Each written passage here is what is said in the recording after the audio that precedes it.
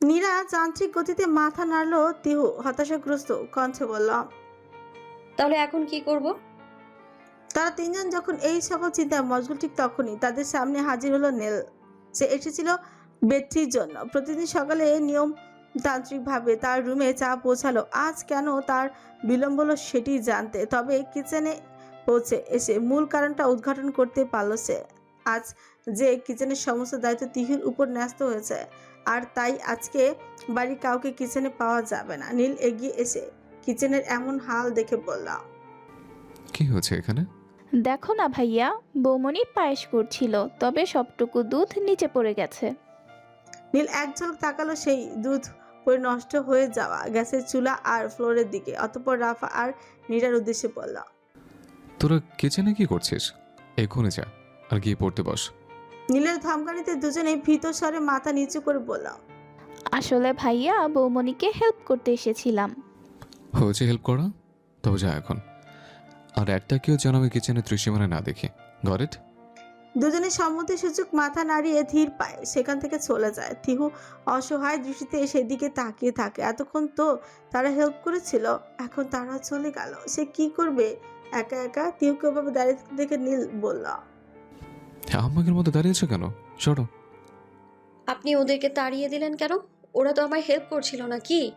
নীল তার কথার জবাবে কিচেনে ঢুকে আশপাশটা পর্যবেক্ষণ করতে করতে বলতে লাগলো, সে তো দেখতেই পাচ্ছে কেমন হেল্প করছিল। আরেকটু হলেই তো তৃতীয় বিশ্বযুদ্ধ শুরু হয়ে যেত। তিহুর মুখ গোমরা করে দাঁড়িয়ে থাকলো। নীল আশেপাশে তাকিয়ে বলল, সুগার কন্টেনারটা কই? সেটা জেনে আপনি কি করবেন? রান্না করে দিবেন নাকি?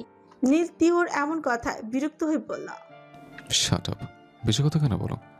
যেটা বললাম সেটা করো। কন্টেনারটি এনে দাও। শাট আপ বলাটা কি আপনার স্বভাব? বিরক্তিকর। অতঃপর বিপরীত পাশে একটা সেলফ থেকে চিনির কৌটোটা এনে দিয়ে বলল, এই যে নিন আপনার sugar container, mister shut up সাহেব। নীল চিনি কৌটোটা নিতে নিতে এক ঝলক তাকালো তার দিকে। অতঃপর আরেকটা চুলা জ্বালিয়ে একটা প্যানে পরিমাণ মতো দুধ পায়েসের চাল দিয়ে দক্ষ হাতে কুক করতে লাগলো।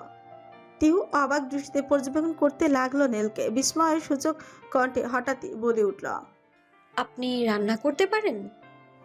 নীল পরিমাণ মতো চিনি দিয়ে একবার টেস্ট করলো, অতঃপর আরেকবার এক চামচ চিনি দিয়ে বলল, অ্যাটলিস্ট তোমার থেকে ভালো পারি।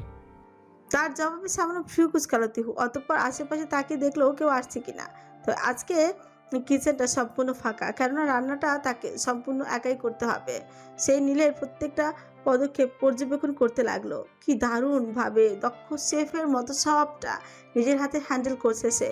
তিহু যখন এক মনে তাকে দেখতে ব্যস্ত, তখনই হঠাৎ নীল বলল, শুধু কি পায়েস বানাতে বলেছে? নীলের কণ্ঠে ধ্যান ভাঙলো তিহুর। কিছুটা অপ্রস্তুত কণ্ঠে সে বলে উঠল, কি বললেন?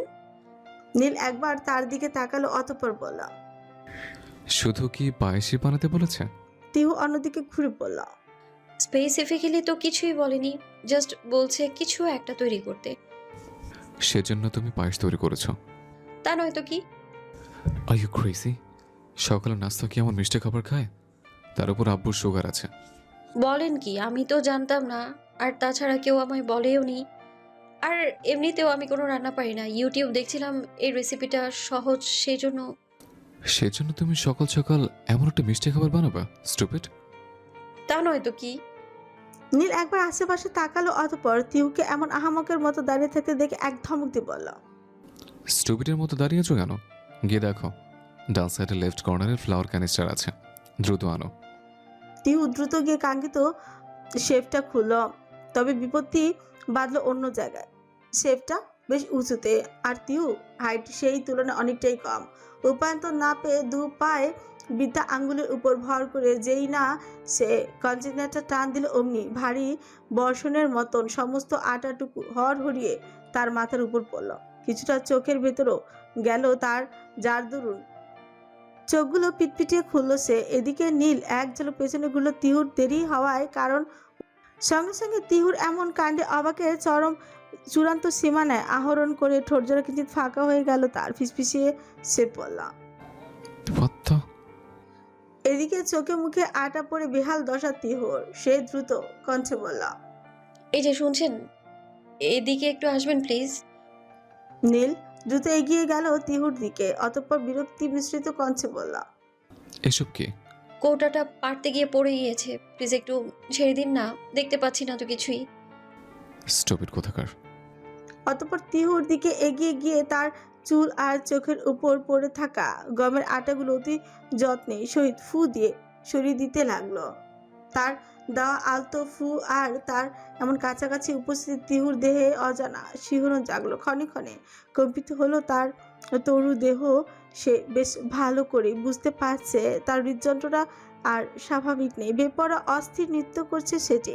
এইদিকে নীল মুগ্ধ নয়নে অবলোকন করছে তার দেওয়া ফুৎকারের কারণে তিহুর কপালের উপর পড়ে থাকা বেবি হেয়ারগুলো অপূর্ব সঞ্চালন, মৃদুমন্দ সেই ফুৎকারে কি দারুণভাবে না দুলে উঠছে তারা। মাঝে মাঝে বেবি হেয়ারের অধিকারী রমণটি নিজে চোখ মুখ খেসে বন্ধ করে নিচ্ছে। ব্যাপারটা বেশ লাগছে নীলের কাছে, সুন্দরতম মুহূর্ত হিসেবে দরাদ দিচ্ছে তার দৃষ্টিতে। এদিকে 2 তলার করিডোর দিয়ে হেঁটে যাচ্ছিল মন্নে, হঠাৎই তার চোখ গেল পেছনে এমন একটা দৃশ্যের দিকে। দৃষ্টি থমকালো, তার বুকের মাঝে দুদু মরুভূমির ন্যায় শূন্যতা অনুভূত হলো।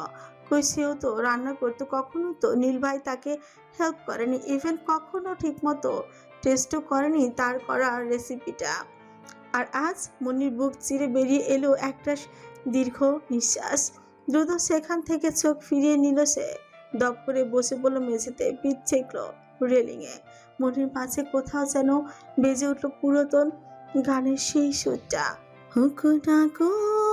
মানে ছোর বড় মনো বোঝে না, আমার ভাঙা খাঁচা পড়িয়াছে, সে তো আসে না, পোড়া মনের ভালোবাসা সে তো বোঝে না, পোড়া মনের ভালোবাসা বাসা বাঁধে না। ডাইনিং এ খাওয়া দাওয়ায় থুম লেগেছে। তিহুর পায়েসের প্রশংসায় পঞ্চমুখ সভা, অথচ কেউ জানে না যে যাকে তারা সাধুবাদ জানাচ্ছে সেই পায়েসের পদ তৈরি করতে জানে না। তিহুর ভীষণ ইচ্ছে করছে মানুষগুলোকে সত্য বলে দিতে, তবে নীলের ইশারার দরুন কিছুই করতে পারছে না সে। হঠাৎই খাবারের মাঝে ওয়ালিদ খান বলেন, মা নুরাইন। প্রীত্য মমতায় পূর্ণ সেই ডাকে ঘুরে তাকালো তিহু, রিনটিটে কঞ্চে বলল, জি আব্বু। এদিকে এসো। জি আব্বু। তিহু এগিয়ে আসলো ওয়ালিদ খানের দিকে। ওয়ালিদ খান পকেট থেকে 1000 টাকার কয়েকটা চকচকে কচকচে নোট বের করে তার হাতে দিয়ে বললেন, এই নাও, এটা তোমার রান্না করার পুরস্কার স্বরূপ। তিহু ইতস্তত বোধ করে, টাকার পরিমাণ নেহাতই কম নয়, কম করে হলেও তাতে 10,000 টাকা তো থাকবেই। সে ইতস্তত বোধ করছে দেখে মির্জার সূচনা পাশ থেকে বললেন, নেই নুরাইন, এটা আমাদের বাড়ির নিয়ম। হাজার অস্বস্তি কাজ করলেও সম্মান রক্ষার্থে তিহু সেটা গ্রহণ করলো। অতঃপর পাশ থেকে ওয়ালিমুজ্জামান খানও একই কাজ করলেন। একে একে প্রত্যেকে কিছু না কিছু দিলেন নববধূকে।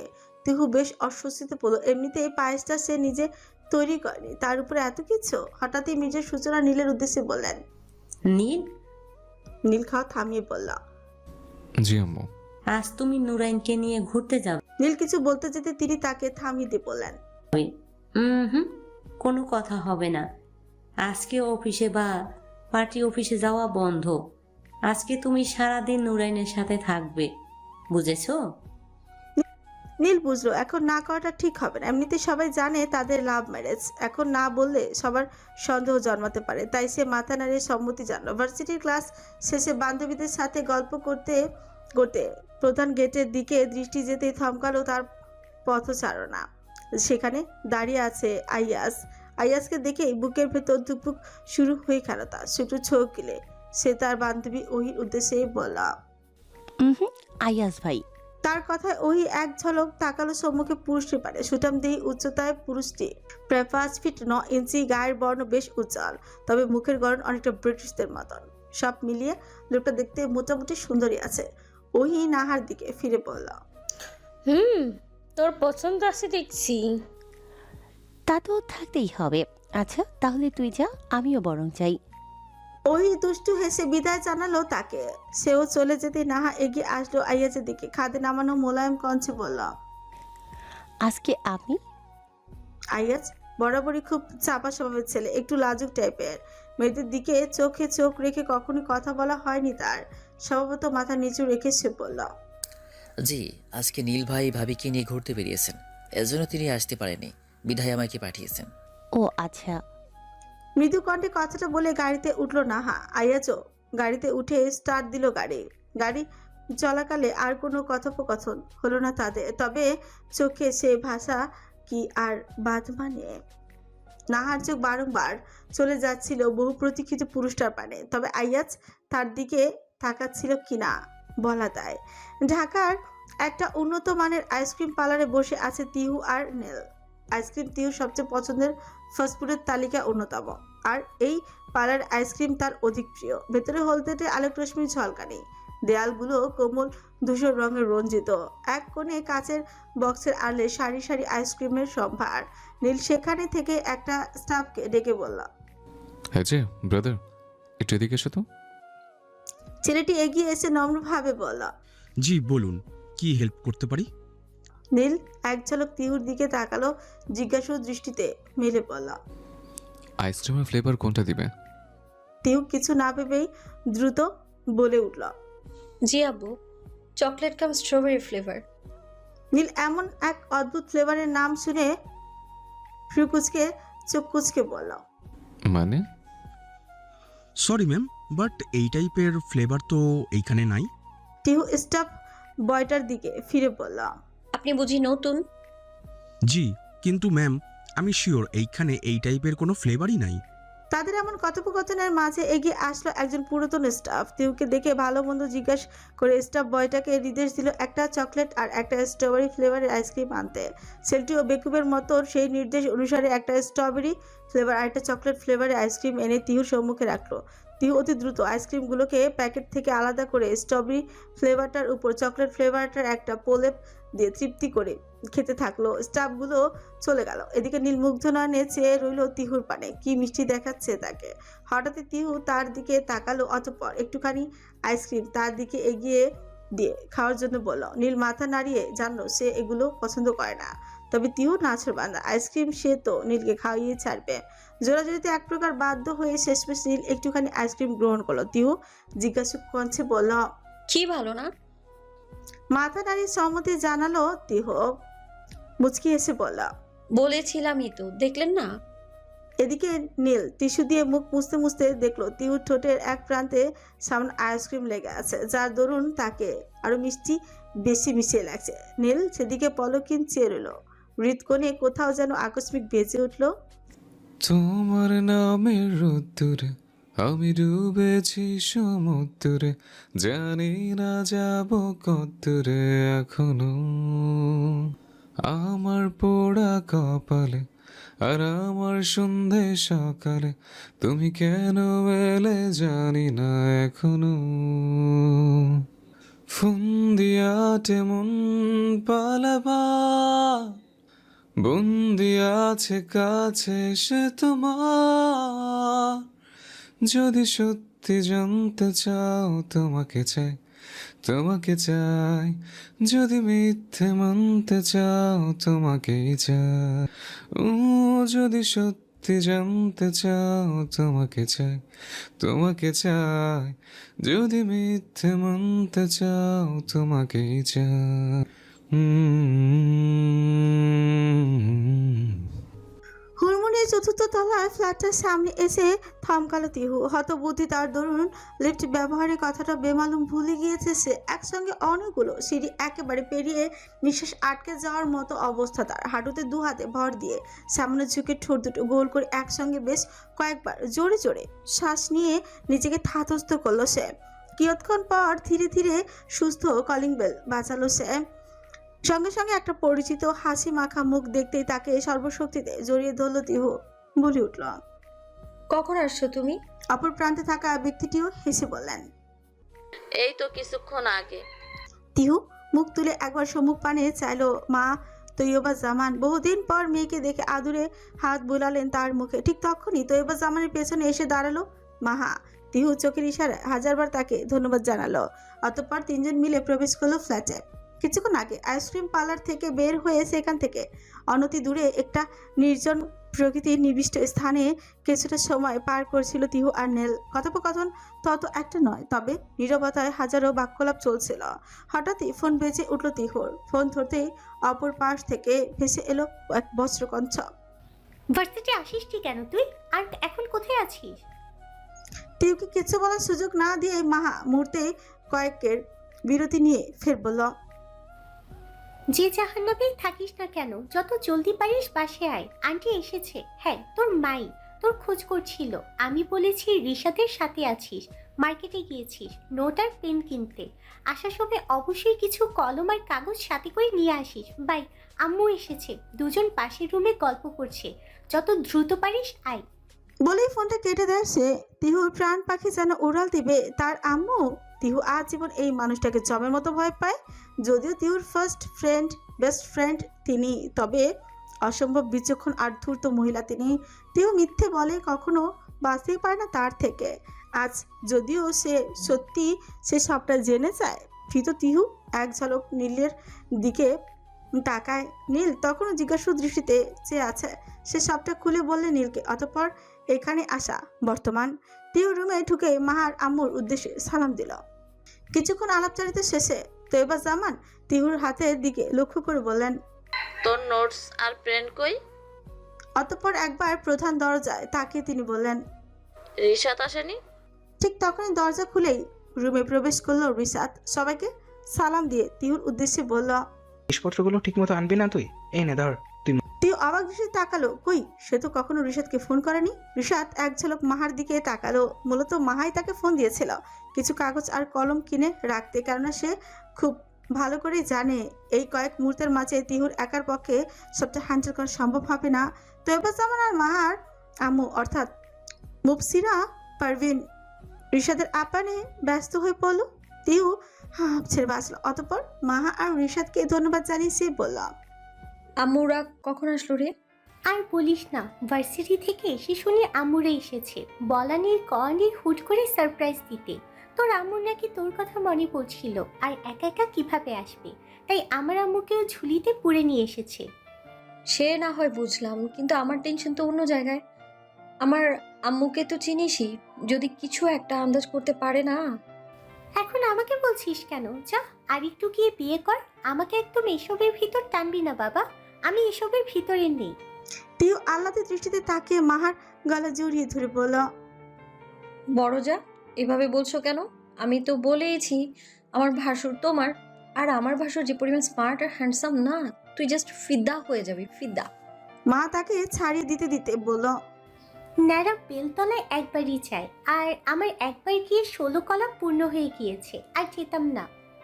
সেবার ব্যাপারটা ভিন্ন ছিল, আর কে জানে তুই কোন হাবাগোবার সাথে। মা তার দিকে ঘটমটে দৃষ্টিতে তাকিয়ে পড়তেই তিহু বোকা হেসে বলল, না মানে আমি বলতে চাচ্ছি আমার ব্রাদার, আমার ভাসুর একদমই ওরকম না ভাই। মারাত্মক হ্যান্ডসাম, সেই লেভেলের ড্যাশিং। একটা চান্স কিন্তু নিতেই পারিস। মা তার প্রত্যুত্তরে কিছু বলতে যাবে, তবে তার আগেই মায়ের ডাকে থমকালো সে। স্পষ্ট স্বরে কিছু না বলেও তাতে 10,000টা গালি দিল তিহুকে। এদিকে তিহুকে ছাড়াই নীল ফিরে এসেছে দেখে মির্জার সূচনা ফ্রু জড়িয়ে বললেন, নুরাইন কোথায়?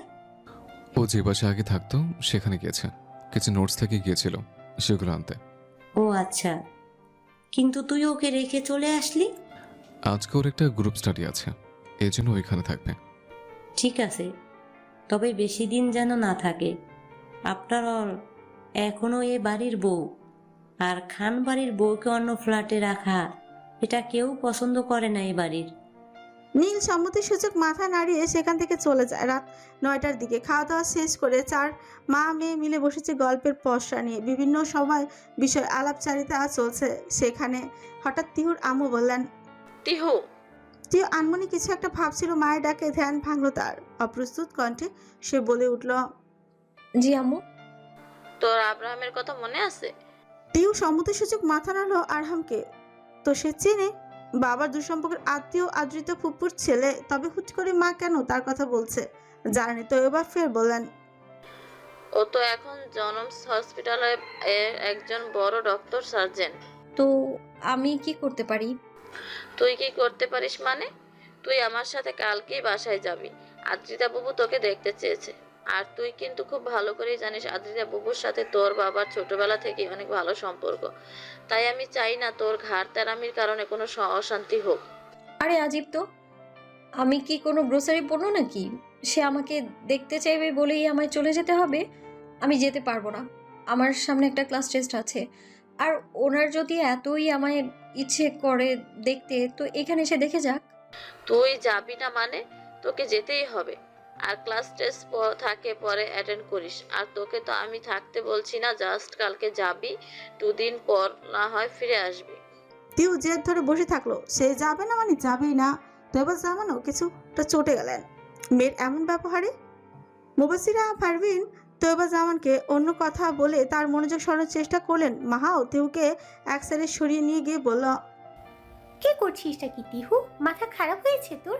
আন্টি যদি ঘুণাক্ষরেও কিছু টের পায় না, তোর কিন্তু খবর আছে। আরে দূর, আম্মু কেন এখন আমাকে যেতে বলছে আমি খুব ভালো করেই জানি। আর কি এসব আরহাম না বারহাম, ওনাকে আমার শুরু থেকে পছন্দ নয়। সবচেয়ে বড় কথা, আমি এখন যেতে পারবো না। বাবা, 2 দিন বিয়ে হয়েছে কি হয়নি, বরের প্রতি এত টান? ভালো ভালো। ফাও কথা বলিস না। আর তুই যা ইচ্ছে মনে কর, তবু আমার পক্ষে যাওয়া সম্ভব নয়। একটা ঝামেলা আছে, আমি তোকে বোঝাতে পারবো না, পরে বলবো। আচ্ছা বাবা, বুঝেছি, কিন্তু এখন অন্তত মাথা ঠান্ডা কর। কাল যখন আন্টি আর আম্মু যাবে, তখন না হয় কিছু একটা বলে ম্যানেজ করা যাবে। আচ্ছা। সারাদিনের ক্লান্তি শেষে সবে বিছানায় শরীরটা এলিয়ে দিয়ে দিতে যাচ্ছিল নীল। হুট করে এক রমণীর মুখশ্রী ভেসে উঠল তার সম্মুখে। কোমরে হাত দিয়ে রমণীটি যেন তাকে বলতেই লাগলো, আপনি আমার বিছানায় কি করছেন? এখনই নামুন বলছি। সুইমিং পুলের জিনের কথা মনে আছে তো? রমণীটির শঙ্কিত দৃষ্টিতে সুইমিং পুলের দিকে তাকালো। এমন দৃশ্যে আনমনি মুচকি হাসল নীল। সর্বাঙ্গ বিছানায় লুটিয়ে সিলিংয়ের পানির চেয়ে আনমনি সে বলে উঠল, You have become my obsession, Doreen Hawk. I'm really obsessed with you.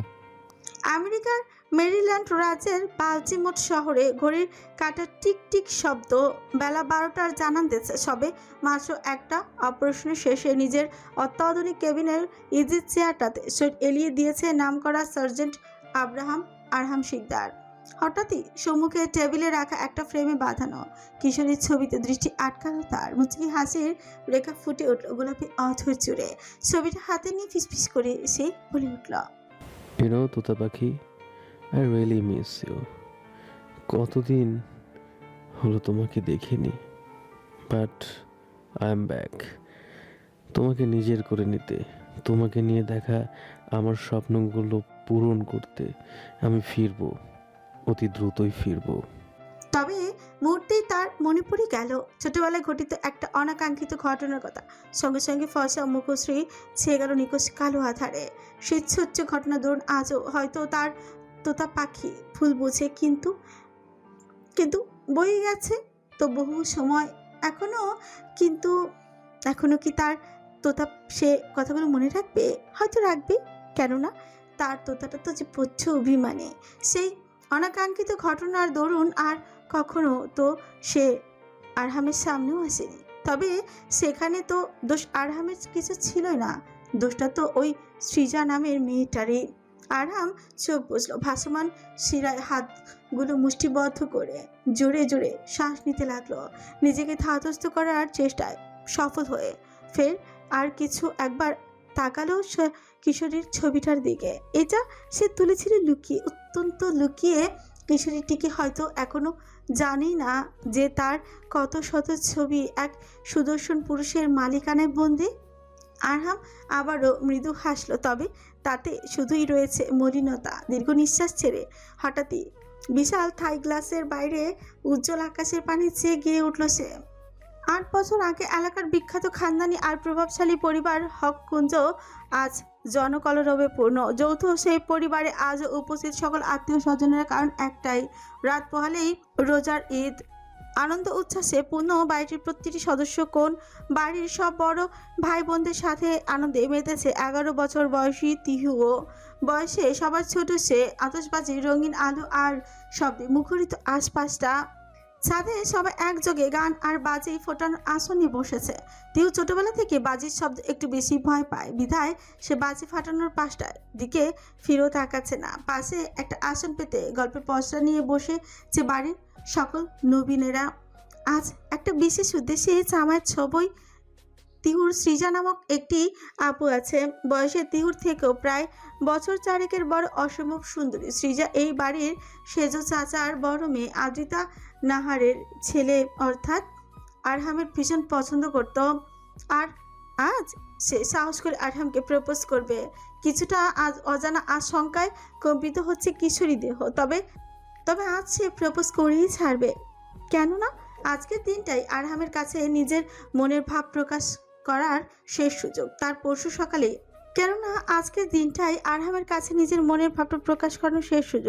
পরশু সকালে আরহামের ফ্লাইট আমেরিকা চলে যাবে। সে মুহূর্তে কয়েকের মাঝে সেখানে গিটার হাতে উপস্থিত হয় আরহাম।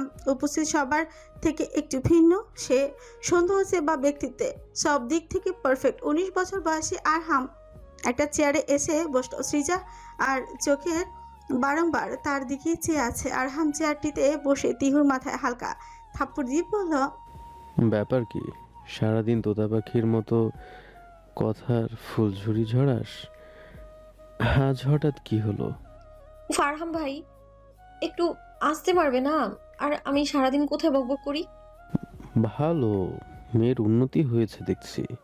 অতঃপর মুহূর্ত কয়েক জুড়ে চলো বিভিন্ন গান বাজনা আর গল্প গুজব। রাত তখন হয়েছে বেশ, ঘড়ির কাঁটায় বোধ হয় 9টা কি 10টা। সবাই ছাদে থেকে নেমে যে যার রুমের উদ্দেশ্যে চলে গিয়েছে। বেশ কিছুক্ষণ হলো। আরহামও নিজের ইনস্ট্রুমেন্টগুলো গুছিয়ে নামবে কিছুক্ষণের মধ্যে। হঠাৎই পেছনে কারো উপস্থিতি অনুভূত হতে একবার ঘুরল সে। সৃজাকে দেখে ফ্রিগুলো আপনি কুচকে আসলো তার। এই মেয়েটাকে প্রথম থেকে সুবিধার মনে হয় না। আরহামের নিয়াতি ছোট নানার একমাত্র ছেলের মেয়ে বিধায় কিছু বলতে পারে না সে। কি ব্যাপার, তুই এখনো নামিসনি? তোমার সাথে একটু কথা আছে। কিন্তু তোর সাথে আমার কোনো কথা নেই, যা এখন আমার সামনে থেকে। কিন্তু আমি তো বললাম আমার তোমার সাথে কথা আছে। ভারী অসভ্য তো। আচ্ছা বল, কি বলবি? দ্রুত 2 মিনিটের ভেতর কথা শেষ কর। আই লাভ ইউ আরহাম ভাই। সৃজার কোথায় রীতিমতো আকাশ থেকে পড়ল আরহাম। এটুকু মেয়ে বলে কি, তাও কোনো রকম ভনিতা ছাড়া। একবারেই অবাক আরহাম তার পানে চেয়ে বলল, থাপ্পড় খেয়েছিস কখনো? এমন একটা মারবো না কোনোদিন চোখ তুলে আমার দিকে তাকানোর সাহসও করবি না।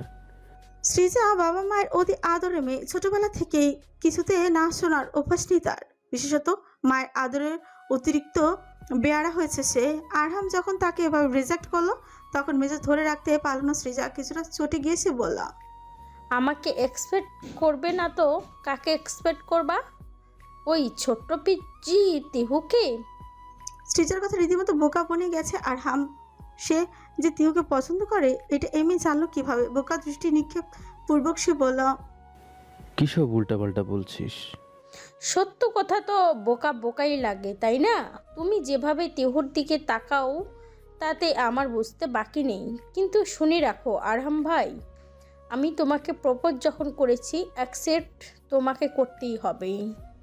সৃজার কথা রীতিমতো মেজাজ হারালো আরহাম। এটুকু মেয়ে কিনা তাকে ছেড়ে দিচ্ছে? আরহাম রেগে গিয়ে বলল, থাপড়ে বাপদাদার নাম ভুলিয়ে দেব, বেয়াদব মেয়ে। তোর কত সাহস, দিয়ে আমাকে থ্রেট দিস? ব্যাপারটা থ্রেট হিসেবে নাও কিংবা সতর্কবাণী। একবার যখন বলেছি তখন আমাকেই তোমার অ্যাকসেপ্ট করতে হবে, না হলে। ফের একইভাবে হেসে সেখান থেকে প্রস্থান করলো সৃজা। আরহাম ব্যাপারটা তখনও বুঝলো না। পরদিন সকালে সমস্ত পরিষ্কার হলো তার সম্মুখে। এইটুকু বলেই থমকালো আরহাম। পরদিন সকালে কি হয়েছিল আরহাম? বলো, প্লিজ বলো।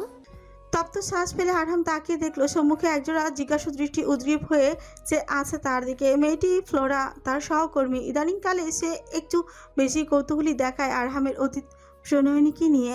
আজ এক প্রকার বাধ্য হই তাই আরহাম তাকে গল্প শোনাতে বসেছে। আরহাম কিছুটা অবাক হয়ে বলল, তোমরা তো কিউরিওসিটি কেন ফ্লোরা? আমার সম্পর্কে জেনে তোমার কি হবে? ফ্লোরা চুপসে গেল। কয়েক মুহূর্ত পর বলে উঠল, তোমার লাভ স্টোরি আর তোমার প্রণয়নীকে দেখার অনেক শখ আমার, যে কে সেই প্রণয়নী যার জন্য তোমার এত পাগলামি। দ্বিতীয়টা তো আপাতত পূরণ করতে পারছি না, তাই ফার্স্টে না হয় শুনি। আরাম একবার হাত ঘড়ির দিকে তাকালো, অতঃপর বলল, নাইট শিফটের টাইম অনুযায়ী এখন তোমার একটা অপারেশন আছে ফ্লোরা, সেদিকে কনসেন্ট্রেট করো। আমার গল্প না হয় পরে একদিন শুনলে। আরামের কথাই হলো ফ্লোরা একবার ঘড়ির দিকে তাকালো, সঙ্গে সঙ্গে ফ্রিকুচে গেল তার। শিট, এখনই 10টা বাজাচ্ছিল। এমনি হাজারো খড়কুটো পুড়িয়ে এতটুকুই শুনতে পেরেছে, না জানি আর কতটা কষ্টের পর বাদ বাকিটুকু শুনতে পারবে। বিরক্তিতে মুখ সেখান থেকে উঠে গেল সে। ফ্লোরা চলে যেতে আরহাম লুকিয়ে রাখা তিহুর ছবিটা বের করলো, তাতে আদুরে স্পর্শ লিপি দিয়ে বলল, দেখো, তোমাকে দেখার কত শখ সবার, তবে এত শীঘ্রই তোমাকে আমি সবাইকে দেখতে পারি কক্ষরও না। তোমাকে যে আমি অত্যন্ত লুকিয়ে রাখি হৃদগহীনে। আরাম নিষ্পালক চেয়ে রইল তিহুর ছবিটার পানে, কণ্ঠ গভীরে সে গিয়ে উঠল।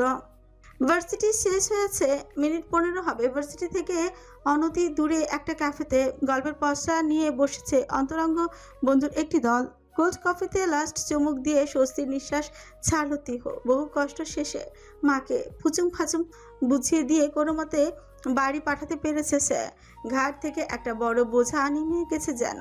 এদিকে বন্ধু মহল নিজেদের মতো গল্পে ব্যস্ত। ক্যাফেটা আজ আলোকসজ্জায় পূর্ণ। 4 বান্ধবী মিলে অনেক আগে থেকে পরিকল্পনা করে রেখেছিল ক্যাফেতে আসার, তবে 4 জন একত্রে একই সময় বের করতে সক্ষম না থাকায় কিছুদিন বিলম্ব হলো। হঠাৎই নিদ্রা বলল, তোর তো দেখছি সারা শরীরে কলিজা, কি করে আন্টির মতো বিচক্ষণ মহিলাকে প্যাচে ফেলে বাড়ি পাঠিয়ে দিলি? তিহু কিছু বলার আগে পাশ থেকে ঋতু বলল, সাহস না থাকলে কি আর নীল খানের মতো মানুষকে থ্রেট দিতে পারে? সেটা সত্য। It's my talent baby. এসব ফাউল ট্যালেন্ট শুধু তোর মধ্যেই আছে। কয়েক মুহূর্ত গল্প করতে করতে হঠাৎই আশরা বলল, তিহু। তিহু তখন আনমনে গল্পে ব্যস্ত। হঠাৎই আশরা ডাকে, তার দিকে ফিরে তিহু বলল, কিছু বলবি? আশরা কিছু একটা ভাবলো, অতঃপর বিচক্ষণতার সুরে বলল, আমার না কেমন একটা লাগছে। কেমন লাগছে? না, ব্যাপারটা কেমন না, নীল খানের মতো এত বড় একটা নেতা, তার পরিচয় ভাঙিয়ে তুই সুযোগ সুবিধা গ্রহণ করছিলি, জানা সত্ত্বেও তোকে কিছু বলল না, আর তোকে বিয়েও করে নিল। এটা কেমন না? আমারও না ব্যাপারটা সুবিধা ঠেকছে না। এমনিতেই নেতাদের ক্যারেক্টারে প্রবলেম থাকে। আশা আর ঋতুর কথায় এবার তিহুর নিজের মনে সন্দেহ জন্মালো। সত্যি তো, সে তো জানেই যে নেতাদের ক্যারেক্টার প্রবলেম থাকে। তাহলে যদি নীলের অমন, না না, তিহু সব ভাবছে। মাথা থেকে উল্টো পাল্টা চিন্তা বিদায় করে সে আশা আর ঋতুর দিকে ফিরে বলল, আরে না না, তেমন কিছুই না। ইভেন উনি তো আমার সাথে তত একটা কথাও বলেন না। তাও একবার যাচাই করতে হতে কি? যাচাই মানে? যাচাই মানে যাচাই, একটা টেস্ট করি চল। তুই বরং আমার ফোন দিয়ে তোর নেতা সাহেবকে একটা কল কর, দেখ ধরে কিনা। যদি ধরে আর তোর পরিচয় না জানা সত্ত্বেও কথা বলে, তাহলে বুঝেও নিবি দাল মে কুচ কালা হ্যাঁ। তিহুর দৃঢ় বিশ্বাস নীল ফোনটা ধরবে না, তাই সে কোনো রকম চিন্তাভাবনা ছাড়াই আশার ফোন থেকে নীলের নাম্বারে ডায়াল করলো। তবে অবাক করার বিষয় হচ্ছে, প্রথমবার রিং হতেই ফোন ধরলেও নীল। তিহু বিস্ময় বড় বড় দৃষ্টিতে সবার দিকে তাকালো। আশরার ইশারায় বলল ফোনটাতে স্পিকার অন করে কথা বলতে। তিহু স্পিকার অন করলো, অতঃপর কণ্ঠস্বর সর্বোচ্চ নমনীয় করে বলল, হ্যালো সুইট হার্ট। সঙ্গে সঙ্গে অপর পাশ থেকে ভেসে আসলো গম্ভীর পৌরুষ কণ্ঠস্বর, বলো লাভ ক্যান্ডি। তিহুর চোখ যেন এবার কোটর থেকে বের হয়ে আসবে। শুকনো ঠোক গিলে বান্ধবীদের দিকে এক ঝলক তাকালো সে। অন্যদিকে সে কোনো কথা না বলায় অপর পাশ থেকে নীল ফের বলে উঠল, কি হলো, কথা বলো না কেন জানেমান? হ্যাঁ বলছি তো। তো বলো। আই লাভ ইউ জান। লাভ ইউ টু জানেমান। আমার জানটা কি করে? তোমার জানটা এখন তোমার সাথে কথা বলে। মিস ইউ জান। মিস ইউ টু জান। তিহুর এবার নিজের উপরে নিজের রাগ হতে শুরু করলো। তার মানে আশরা আর ঋতুকে ঠিক কথাই বলেছিল, নেতাদের ক্যারেক্টার সত্যি সত্যি ঢিলা থাকে। সে মনে মনে বলল, মিস তোরে করাচ্ছি, খালি সামনে আয় তুই। কি ব্যাপার লাভ ক্যান্টি, কথা বের হচ্ছে না আর? আপনি কি আমায় চেনেন? চিনি, তুমি আমার জানেমান। অসভ্য ফাজিল বেডা, বাড়ি বউ রেখা তুই অন্য মায়াগুলোকে ইটিস পিটিস করিস। নিজের বউয়ের সাথে তো ইটিস পিটিস করে। মানে? তোমার ডান দিকে তাকাও, দেখো দুটো ছেলে বসে আছে। টিউ এক ঝলক ডানের দিকে তাকালো। সত্যি সত্যি দুইটা যুবক বসে আছে। সে মৃদু কঞ্চে বলল, এবার বাঁ দিকে তাকাও। টিউ তাকে দেখলো বাদিকেও সেরকম দুইটা যুবক একই ভঙ্গিমায় বসে আছে। টিউ সুকুচকে বলল, আছে আছেই তো, কিন্তু তাতে কি হয়েছে? ওরা দুজনেই আমার লোক, যারা সার্বক্ষণিক তোমার দিকে নজরদারি করছে।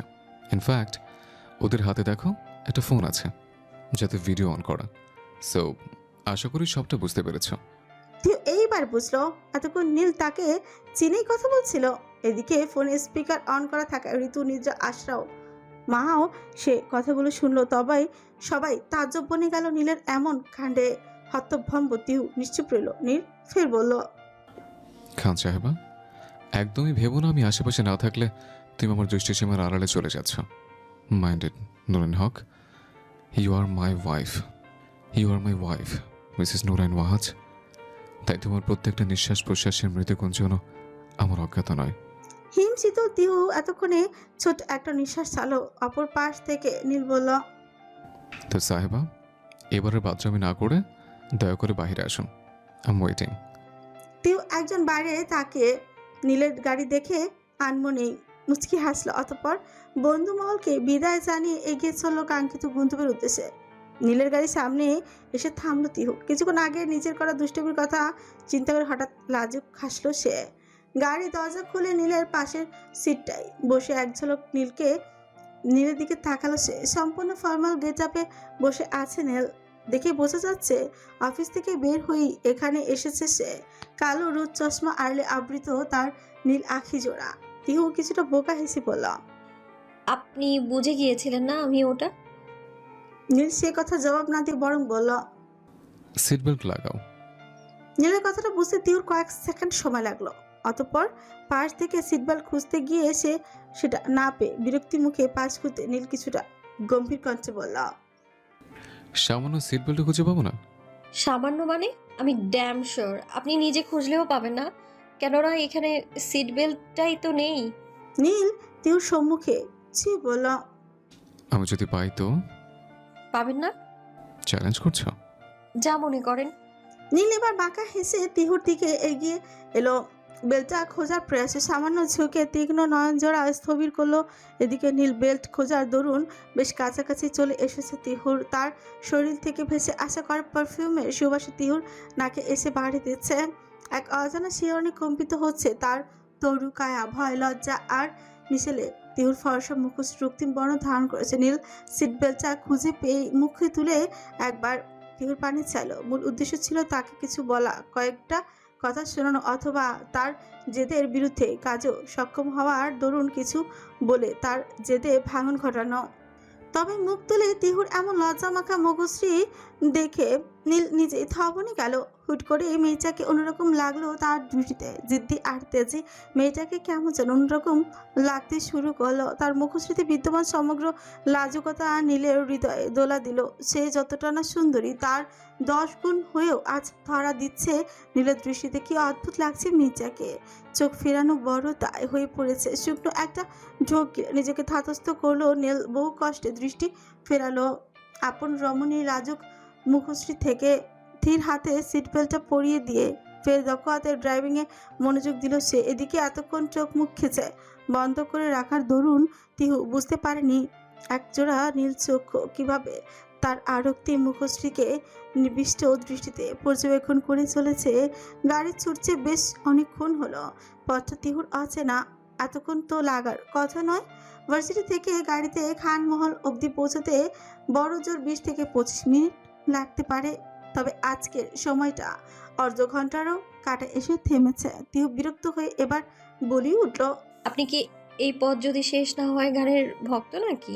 নীল অন্যরকম এক ভঙ্গিমায় তাকালো। তিহু অন্যদিকে ফিরে মিনমিন করে বলল, গাড়ি চলছে তো চলছে, একটা গানও চালায় না, কি বোরিং রে বাবা। তিহু কথাটা যেন শুনতেই পেল নীল। ড্রাইভিং এ মনোনিবেশ করে সে বলল, সাউন্ড সিস্টেমটা তোমার সাইডেই, পছন্দ অনুযায়ী মিউজিক সিলেক্ট করতে পারো। বিরক্তিতে তিহুর মুখ হঠাৎই উজ্জ্বল হয়ে উঠল। সামনের দিকে তাকাতে সে দেখতে পেল ক্যাশবোর্ডের ধারে থাকা মিউজিক সিস্টেমটাকে। অতঃপর বহু খুঁজেও পছন্দ অনুযায়ী গান সিলেক্ট করলো। মিউজিক সিস্টেমে মৃদুমন্দ শব্দে তুলে বাজছে গানটি। হি নেশা क्या है जहर इस प्यार को हम क्या नाम दे कैसे अधूरी है एक दास्ता आ जाओ से अंजाम दे। সঙ্গে সঙ্গে তীব্র বেগে ব্রেক কষল নীল। বিস্ফোরিত নয়নে তিহুর দিকে চেয়ে বলল, এই গান? তিহু কোনোরূপ ভাবান্তরে না গিয়েই বলল, হ্যাঁ, এটা আমার ফেভারিট গান। অতঃপর নীলের পানে চেয়ে চোখ সরু করে ফেলে বলল, এবার ছি ছি, আপনি কি আবার ওইসব আস্তাগফিরুল্লাহ? এই জন্যই বলে নেতাদের ক্যারেক্টার খারাপ, নইলে সিম্পল একটা গানকে কেউ ওই মাইন্ডে নিয়ে যায়। ছি। নীল এবার যেন নিজের কপাল নিচে চাপড়ালো, যেন মনে মনে বলল, মেয়ে তো নয় যেন ধানি লঙ্কা। ইয়া আল্লাহ, রহম করো।